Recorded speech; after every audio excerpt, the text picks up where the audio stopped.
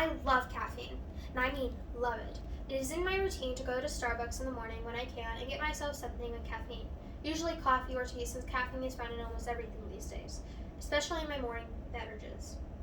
Come on, who doesn't like having caffeine or tea, or really anything with caffeine in it? I will explain how caffeine is a drug, its toxicity, and the implications of it. The word caffeine is originated from the German word café and the French word café, that both directly translating to mean coffee. The chemical breakdown of caffeine is carbon 8, hydrogen 10, nitrogen 4, and oxygen 2. Since caffeine and coffee are both derived from the Arabic word gawe, the origins of the words reflect the spread of coffee into Europe via Arabia and Turkey from northwest Africa, where coffee trees were cultivated in the 6th century. Coffee began to be popular in Europe in the 17th century. By the 18th century, plantations had been established in Indonesia and the West Indies, and by the 20th century, coffee had become the biggest cash crop on earth. Caffeine was the first isolated from coffee in 1819, and it's also found in tea, in cocoa pods, and in cocoa and chocolate products, in cocoa nuts, and used in preparation of cola drinks, and ilex plant and guarana seeds, an ingredient in energy drinks. The caffeine content of coffee beans varies according to the species of coffee plant. Beans from Coffea arabica, grown mostly in Central America and South America, contain about 1.1% caffeine. Beans from Coffea robusta, grown mostly in Indonesia and Africa, contain about 2.2% caffeine. Caffeine was first extracted from cocoa beans in the purest form, a white powder, in the 1820s by a German scientist named Friedrich Ferdinand Runge. Today, caffeine is easily extracted and used to make a variety of products that are consumed on a daily basis. Extracting caffeine from coffee to produce decaffeinated coffee products and caffeine powder can be accomplished in many different ways. A few of these processes are no longer used because of the health risks, environmental impact, costs, and flavor changes that were associated with the solvents. Common solvents that were used include chloroform, benzene, trichloroethylene, and diachloromethane. There are now 3 main processes that have been replaced the use of previous solvents. The first, water extraction. During the water process method, you place the coffee beans in water and heat to around boiling point. This removes the caffeine from the beans, but it also removes all flavor. You treat the mixture with solvent, which absorbs and evaporates the caffeine. Finally, you put the beans in the mixture again to let them absorb the flavor they lost earlier in the process. Many manufacturers collect the caffeine from the charcoal filter and resell it for use in products such as soda and over-the-counter medications. Second, supercritical carbon dioxide extraction. Supercritical carbon dioxide has been used in industry to extract caffeine from coffee beans since the 1970s.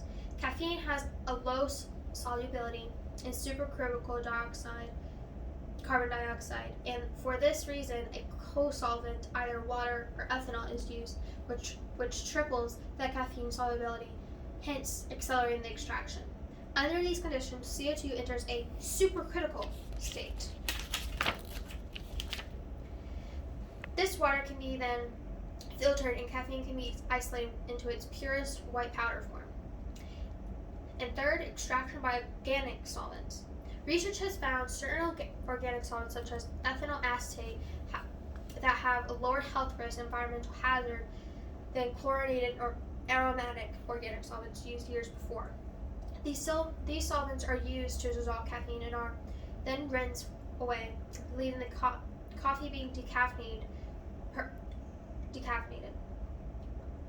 The use of caffeine started when people of the Stone Age found that by ingesting parts of certain plants, they could stave off drowsiness, increase their own alertness, and the majority of caffeine use arises out of the East, including but not limited to China and the Persian world. Arabian legends explain that caffeine was used to ward off sleep, and tea continued to grow in popularity in China and was often prescribed for medicinal purposes as well. During the 1821, coffee was considered by several doctors to be a medicine that reduces fevers. Before it was extracted to become pure caffeine itself, it would be in the form of kola nuts, cocoa beans, and tea. Kola nuts would be chewed in many West African cultures to restore vitality and ease hunger. The cocoa bean was used in ancient Mayans in a drink called chocolate, often seasoned with vanilla and chili pepper. Chocolate was used to fight fatigue due to its theobromine and caffeine content. Caffeine's original purpose has not changed over the years, as the stimulant is still being used to ward off drowsiness and is used in medicine and foods. Today, caffeine is being used in coffee, the world's primary source of caffeine. Caffeine content in coffee varies widely depending on the type of coffee bean and the method of preparation used. The next most popular beverage containing caffeine is tea. Also contributing to caffeine content are growing conditions, processing techniques, and other variables. Caffeine is also a common ingredient in soft drinks such as Coca-Cola, originally prepared from kola nuts, and soft drinks typically contain 10 to 69 milligrams of caffeine per 12-ounce serving. Chocolate derived from cocoa beans contain a small amount of caffeine. The weak stimulant effect of chocolate may be due to a combination of theobromine and theophylline in addition to the caffeine.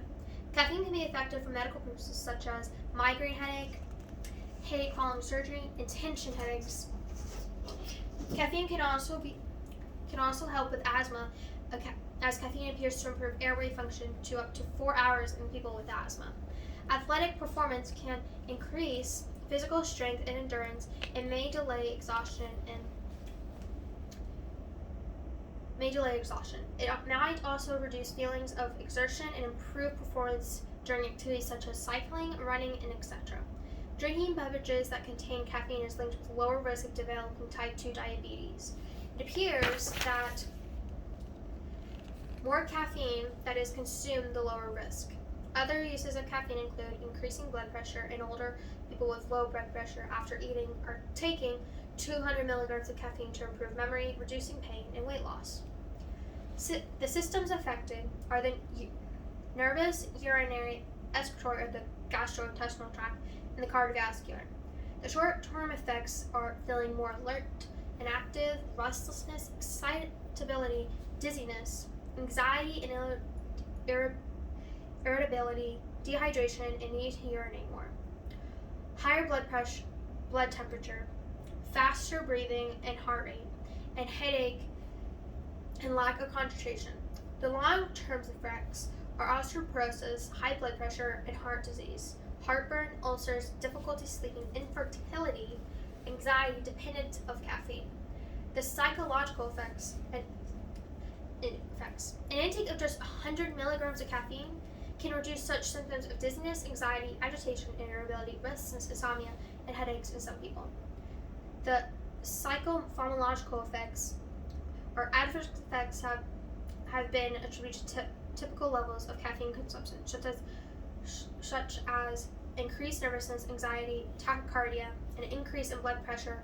The overdose symptoms are irritability, anxiety, restlessness, confusion, delirium, headache, insomnia. Visual symptoms of an overdose are seeing flashes, ears ringing, and the muscular symptoms are seizures, trembling, twitching.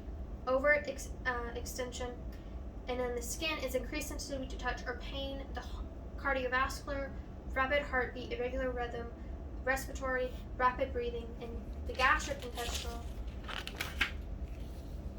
abdominal pain, nausea, vomiting, possibly with blood, and the urinary, frequent urination, and systemic, which is dehydration and fever. Caffeine is used by billions around the world. The global consumption of caffeine has been estimated at 120,000 tons per year, making it the world's most popular psychoactive substance. This amounts to 1 serving of caffeinated for every person every day. Caffeine can be used by anyone to ward off drowsiness or to use as a medication prescribed by the doctor. The cost of caffeine varies in places. For example, if you are buying caffeine On its own, 105 milligrams of caffeine would be priced at $146.19 in the U.S. If you were about to buy caffeine products such as coffee, the price may be cheaper. Since coffee is one of the most popular drinks around the globe, it is not an exception that caffeine is frequently used around the world every day. Governments. Caffeine has been put to speculation on whether or not it should be allowed to be used legally. It was recognized that coffee contained some compound that acted as a stimulant, resulting in caffeine being subject to regulation. In the 16th century, Islamists in Mecca and in the Ottoman Empire made coffee illegal for some classes, and it was banned in Sweden at various times between 1756 to 1823. In 1911, cola nuts became a focus of one of the earliest documented health scares when the U.S. government seized 40 barrels and 20 kegs of Coca-Cola syrup in Tennessee, claiming the caffeine in the drink was injurious to health. Although the judge ruled in favor of Coca-Cola, 2 bills were introduced to the U.S. House of Representatives in 1912 to amend the Pure Food and Drug Act, adding caffeine to the list of habit-forming and deleterious substances which must be listed on a product's label. The Food and Drug Administration in the United States currently allows beverages containing less than 0.02% of caffeine, but caffeine powder, which is sold as a dietary supplement and is unregulated. Religions. Some Seventh-day Adventist, Church of God adherents, and Christian Scientists do not consume caffeine. Some of these religions believe that one is not supposed to consume a non-medical or psychoactive substance, or believe that one is supposed to consume a substance that is addictive. Caffeinated beverages are widely consumed by Muslims today. In the 16th century, some Muslim authorities made unsuccessful attempts to ban them as forbidden, intoxicating beverages under Islamic dietary laws. In conclusion, that is why caffeine is a drug, with toxicity implications to go with it. So don't overdose on caffeine. If you can, a few less drinks of coffee a day